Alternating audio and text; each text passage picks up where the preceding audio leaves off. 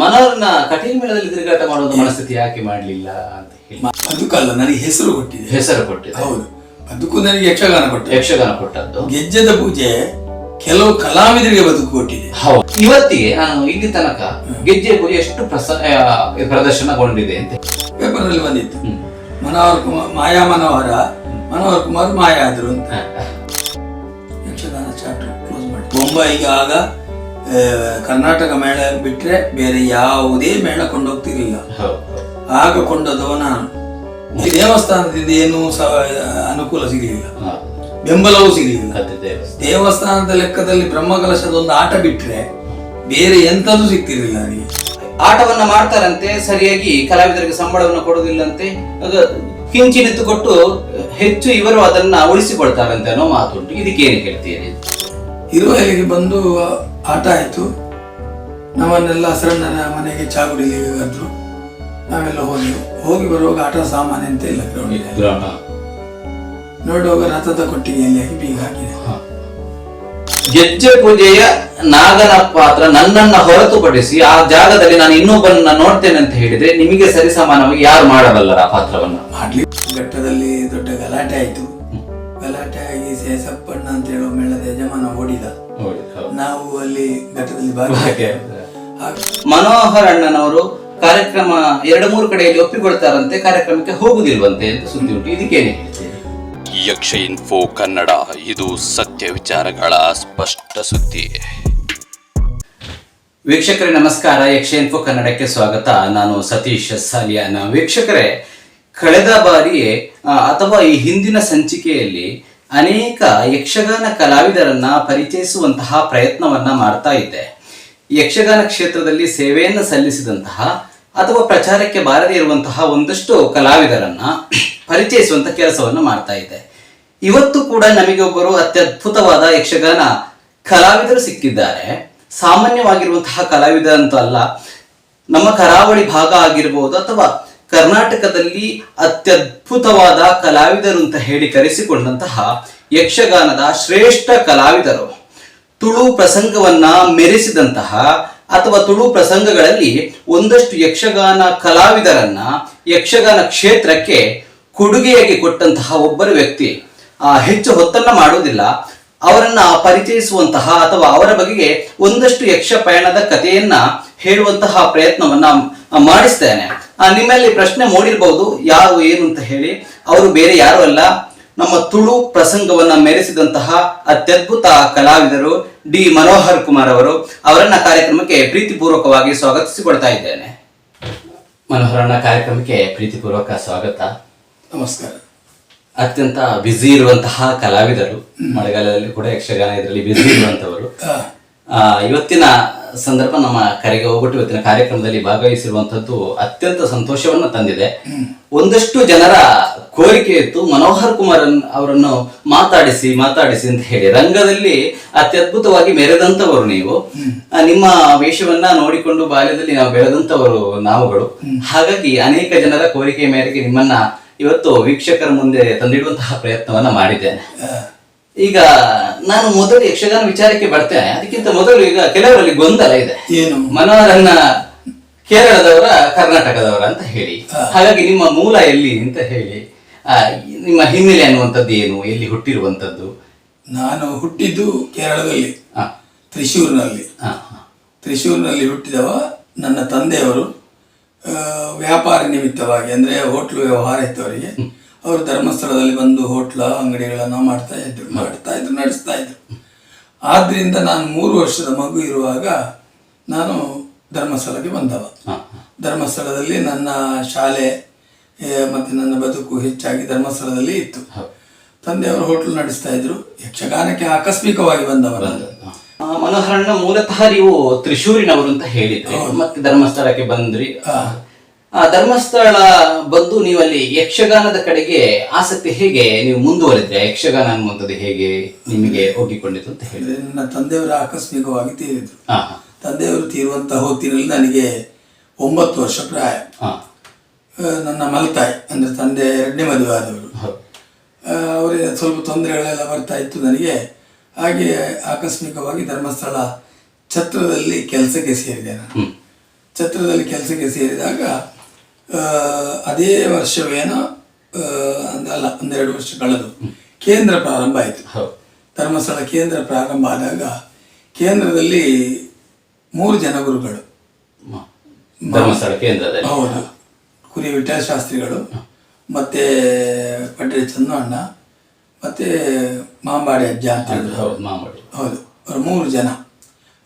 ಭಾಗವತಿಗೆಗೆ ಚೆಂಡೆಮದ್ಲೆಗೆ ಮಾಂಬಾಡಿಯವರು, ನಾಟ್ಯಕ್ಕೆ ಪಡ್ರೆ ಚನ್ನಣ್ಣ, ಅದನ್ನು ಸರಿಯಾಗಿ ತಿದ್ದುಪಡಿ ಮಾಡಲಿಕ್ಕೆ ಕುರಿಯದವರು. ಯಾಕೆಂದ್ರೆ ಅವರ ಆರೋಗ್ಯ ಆಗ ಸರಿ ಇರಲಿಲ್ಲ, ಬರೀ ಕೂತು ಸಲಹೆ ಸೂಚನೆಗಳನ್ನು ಕೊಡ್ತಾ ಇತ್ತು. ಹಾಗೆ ಅದನ್ನು ನೋಡ್ಲಿಕ್ಕೆ ಹೋಗ್ತಾ ಇದ್ದೆ ನಾನು ಕೇಂದ್ರಕ್ಕೆ ಬಿಡುವಿನಲ್ಲಿ.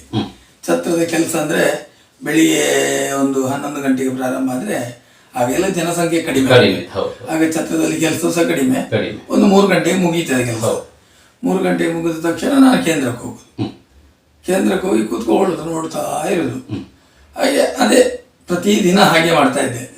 ಪ್ರತಿದಿನ ಹಾಗೆ ಮಾಡೋದು. ಮತ್ತೆ ಇವರು ಮುಂದೆ ಕುಣಿಯುವಾಗ ನನ್ನಷ್ಟಕ್ಕೆ ಅಲ್ಲಿ ಪರ್ದೆ ಹಿಂದೆ ಹೋಗಿ ಕುಣಿಯೋದು, ಇಂಥದ್ದೆಲ್ಲ ಮಾಡ್ತಾ ಇದ್ದೆ. ಹಾಗೆ ದಿನಗಳು ಕಳೆಯಿತು ತುಂಬ. ಆಗ ಮುಂಡಾಜೆ ಬಾಲಕೃಷ್ಣ ಮತ್ತು ಮುಂಡಾಜೆ ಸದಾಶಿವನವರು ಅಲ್ಲಿಯೇ ಕಲಿತಾ ಇದ್ದಾರೆ. ಹೌದು, ಕರ್ನಾಟಕ.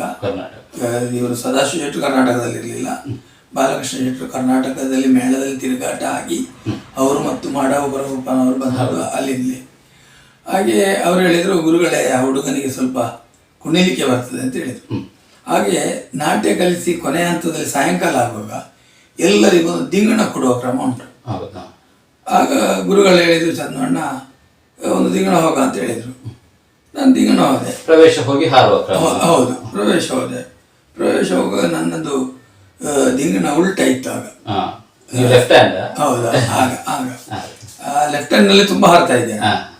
ಆಗ ಅವ್ರು ಹೇಳಿದ್ರು, ಹೀಗೆಲ್ಲ ಆಡೋದು, ಈಚೆ ಆಡಬೇಕು ಅಂತ ಹೇಳಿದ್ರು. ಅಂತ ಹೇಳಿದೆ.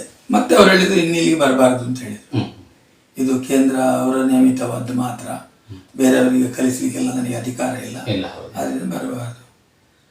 ಆದ್ರೆ ನಾನು ಹೋಗಿ ಕೂತ್ಕೊಳ್ತಾ ಇದ್ದೆ. ಆಗೆಲ್ಲ ಹೇಗಂತ ಕೇಂದ್ರದ ಮಕ್ಕಳಿಗೆ ವಾರಕ್ಕೊಂದ್ಸಲ ತಾಳಮದ್ದಲೆ ಮಾಡಿ 1 ತಿಂಗಳಾಗುವಾಗ ಅದು ಬೀಡ್ನಲ್ಲಿ ಹೆಗಡೆ ಅವರ ಮುಂದೆ ಮಾಡಬೇಕು, ಈ ರೀತಿ ಇತ್ತು. ಆಗ ನಾನು ಕೇಂದ್ರದಲ್ಲಿ ಬಹಳಷ್ಟು ವಿದ್ಯಾರ್ಥಿಗಳಿದ್ರು ಕಾಣ್ತದೆ. 30 ಜನ ವಿದ್ಯಾರ್ಥಿಗಳಿದ್ರು. ನಾನಿರುವ ಬ್ಯಾಚಿನಲ್ಲಿ ಇದ್ದವರೆಲ್ಲರೂ ಒಳ್ಳೆ ಹೆಸರುವಾಸಿ ಆದವರು. ಯಾರೆಲ್ಲ ಇದ್ರು? ಚೆನ್ನಪ್ಪ ಶೆಟ್ಟರು, ಮುಂಡಾಜೆ ಸದಾಶಿವ ಶೆಟ್ಟರು, ಮತ್ತೆ ಮುಂಡಾಜೆ ಬಾಲಕೃಷ್ಣ ಶೆಟ್ಟರು, ಮಾಡಾವು ಗರಗೋಪ ಶೆಟ್ಟರು, ಮತ್ತೆ ನಮ್ಮ ಮಧ್ಯಾಹ್ನ ಗಣಪತಿ ಭಟ್ರು, ಮತ್ತೆ ನಮ್ಮ ಚೆಂಡೆ ಪಿರುವಾಯಿ ಕೃಷ್ಣ ಭಟ್ರು, ಮತ್ತೆ ಭಾಗವತಿಗೆಯಲ್ಲಿ ಮಧ್ಯಾಹ್ನದವರು ಮಾತ್ರ ಮಾರ್ಕೆಟ್ ಬಂದದ್ದು. ಮತ್ತೆ ಕುಶಲಪ್ಪ ಗೌಡ್ರು ಅಂತೇಳಿ ಮತ್ತೆ ಸೀತಾರಾಮ್ ಅಂತೇಳಿ ಅವರಿದ್ದರು. ಅವರು ಹೆಚ್ಚು ಬಾಳುವಿಕೆಯೂ ಬರಲಿಲ್ಲ, ಯಕ್ಷಗಾನದಲ್ಲಿಲ್ಲ.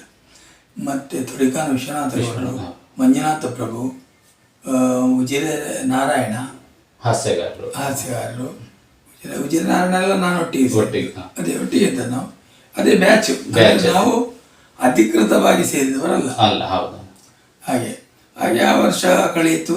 ಆಗ 2 ವರ್ಷ ಕೇಂದ್ರ. ಹೌದು. ಮತ್ತಿನ ವರ್ಷ ಪುನಃ ಪ್ರಾರಂಭ ಆಯಿತು. ಮತ್ತಿನ ವರ್ಷ ಈ ತಾಳಮದ್ದಲೆ ಆಗುವ ನನ್ನ ಹತ್ರ ಹೆಗಡೆ ಅವರು ಕೇಳಿದ್ರು. ಆಗ ನಾನು ಛತ್ರದಿಂದ ಬೀಡಿಗೆ ಕೆಲಸಕ್ಕೆ ಬದಲಾವಣೆ ಮಾಡಿದೆ. ಹಾಗೆ ನನ್ನ ಹತ್ರ ಕೇಳಿದ್ರೆ, ಈ ಕಲ್ಪನಂಬೆ ಅಂತ ಕೇಳಿದ್ವಿ ಅಂತ ಹೇಳಿದೆ. ಚಂದ್ವಾಯಿ ಕೆಲಸ ಮಲ್ತೊಂದು ಬರ್ಪಿ ಅಪ್ಪ ಕಲ್ಪವಾಯಿ ಅಂತಂದೆ. ಹಾಗೆ ಅವ್ರು ಹೇಳಿದ್ರು, ಆಯ್ತು ಅಂತ ಹೇಳಿದ್ರು. ಹಾಗೆ ನಾನು ಕೆಲಸ ಮುಗಿಸುವುದು ಅಲ್ಲಿಗೆ ಹೋಗುದು. ಹಾಗೆ ಕೆಲಸ ಮಾಡಿಕೊಂಡು ತುಂಬಾ ಜನ ಅಲ್ಲಿ ನಾಟ್ಯ ಕಲಿತಾ ಇದ್ರು.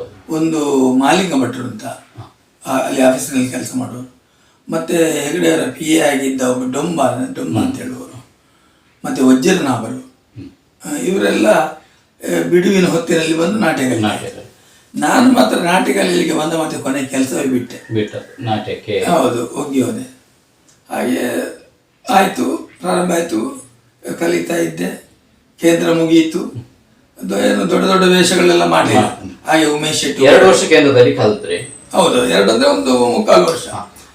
ಆಗೆಲ್ಲ ಇವರು ನಿಮ್ಮ ನಿಟ್ಲೆ ಗೋವಿಂದ ಭಟ್ರು ಎಲ್ಲ ಇದ್ರು, ಉಮೇಶ್ ಶೆಟ್ಟಿ ಇವರೆಲ್ಲ ಇದ್ದವರು. ನೀವು ಕೇಂದ್ರ ಕಲಿತಾಗಿ ನಂತರ ಧರ್ಮಸ್ಥಳ ಮೇಳಕ್ಕೆ ಸೇರ್ಪಡೆ ಇಲ್ಲ. ನಾನು ಕಲ್ತದ್ದು ಮಾತ್ರ, ಅದು ಯಾಕೆ ಅಂತ ನನಗೆ ಗೊತ್ತಿರಲಿಲ್ಲ. ಹೌದು, ಹೌದು. ಕಲ್ತಾ ಎಲ್ಲ ಆಗುವಾಗ ಒಂದು ದಿವಸ ಒಬ್ರು ಬಂದು ನನ್ನ ಹತ್ರ ಕೇಳಿದ್ರು, ಮೇಳಕ್ಕೆ ಬರ್ಬಾರ ಇದು ಅಂತ ಹೇಳಿದ್ರು. ಯಾವ ಮೇಳಕ್ಕೆ? ಯಾವ ಮೇಳಕ್ಕೆ ಅಂತ ನಾನು ಕೇಳಲಿಲ್ಲ, ಯಾವ ಮೇಳಕ್ಕೆ ಅಂತ ಮತ್ತೆ ಕೇಳಿದೆ ನಾನು. ಹಾ.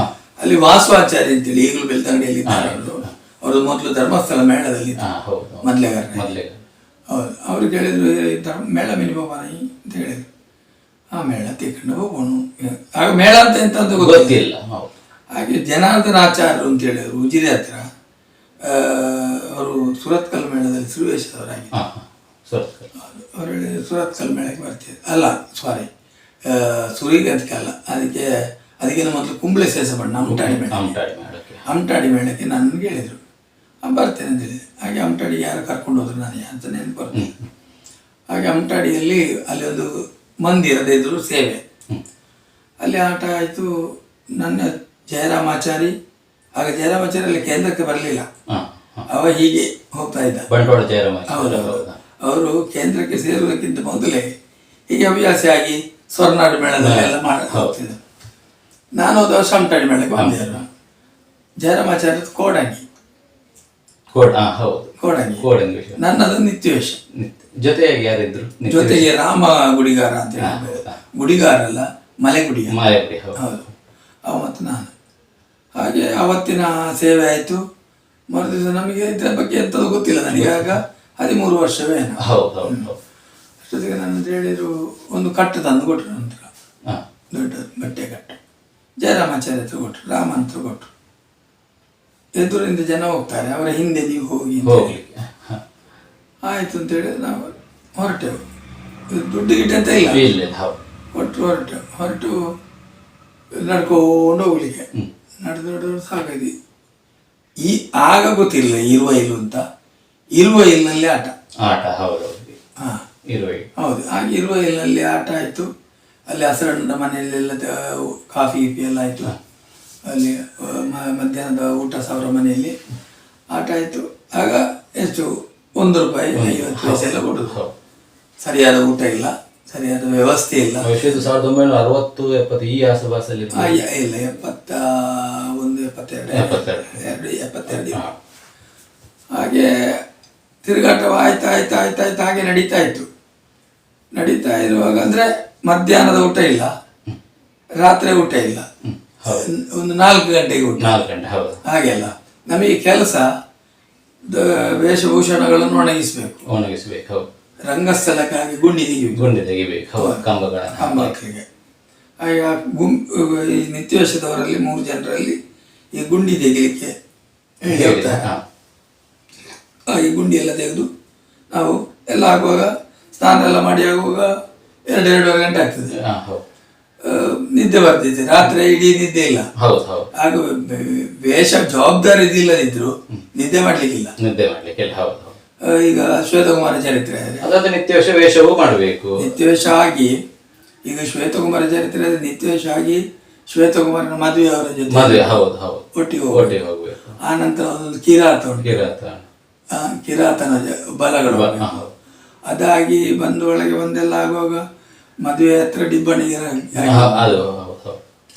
ಅದಾದ ನಂತರ ಆಚೆ ಕಡೆಯಿಂದ ಇವನಿಗೆ ಯಮನಿಗೆ ಯುದ್ಧ ಆಗುವಾಗ ಚಿತ್ರಗುಪ್ತನಲ್ಲಿ ಯುದ್ಧ ಮಾಡ್ಲಿಕ್ಕೆ ಈಶ್ವರನ ಗಣಗಳಾಗಿ ಹೋಗ್ಬೇಕು. ಹೀಗೆ ಬೆಳಿಗ್ಗೆ ಪ್ರೇತಗಳು ಕೂಡ ಹೋಗ್ಬೇಕಾಗ್ತದೆ. ಅದೊಂದು ಎಡೆಯಲ್ಲಿ ಇದೆಲ್ಲ ಆಗಿ ನಿದ್ದೆ ಮಾಡ್ಲಿಕ್ಕೆ ಹೊತ್ತು ಸಿಗುವುದಿಲ್ಲ. ಹೋಗ್ಲಿಕ್ಕೆ ವಾಹನಗಳ ವ್ಯವಸ್ಥೆ ಹೀಗೆ ಹತ್ರ ಆಗಿ ಮತ್ತೊಂದು ಯಾವತ್ತೋ ಒಂದು ತುಂಬ ಸಮಯ ಕಳೆದ ನಂತರ ಒಂದು ಲಾರಿ ಬಂತು. ಆ ಲಾರಿ ಮೇಲೆ ಕುತ್ಕೊಂಡು ಹೋಗ್ಲಿಕ್ಕೆ ಹಾಗೆ ಆಯ್ತು. ಅವರು ಟೆಂಟಿನ ಮೇಳ ಮಾಡುವಂತೇಳಿ ತೀರ್ಮಾನ ಮಾಡಿದ್ರು. ಹಾಗೆ ಗಿರಿಯಪ್ಪ ಗೌಡರು ಅಂತೇಳಿ ಇಲ್ಲಿ ಮೂಡುಬಿದ್ರೆ ಅವರು ಪ್ರಚೋದನೆ ಪ್ರಕಾರ ಸುರಾತ್ ಪ್ರಥಮ ಆಟ ನಮ್ಮ ಈ ಹೊಸಂಗಡಿ ಮೂಡುಬಿದ್ರೆ ಹೊಸಂಗಡಿ ಅಲ್ಲಿ ಆಯ್ತು. ಅಲ್ಲಿಂದ ಘಟ್ಟಕ್ಕೆ ಹೋಯ್ತು. ಘಟ್ಟದಲ್ಲಿ ದೊಡ್ಡ ಗಲಾಟೆ ಆಯ್ತು. ಗಲಾಟೆ ಆಗಿ ಸೇಸಪ್ಪಣ್ಣ ಅಂತ ಹೇಳುವ ಮೇಳದ ಯಜಮಾನ ಓಡಿದ. ನಾವು ಅಲ್ಲಿ ಘಟ್ಟದಲ್ಲಿ ಭಾಗಿಯಾಗಿದ್ದ. ಆಗ ಕುಂಬಳೆ ಸುಂದರರಾಯರ ತಮ್ಮನೆಯನ್ನ ಅಲ್ಲಿ ಕಾಲೇಜಿನಲ್ಲಿ ಲೆಕ್ಚರ್ ಆಗಿದ್ದಾರೆ. ಲೆಕ್ಚರ್ ಹೆಡ್ ಮಾಸ್ಟರ್ ಅವರಾಗಿದ್ದರು, ಮುಂಡಪ್ಪ ಮಾಸ್ಟರ್.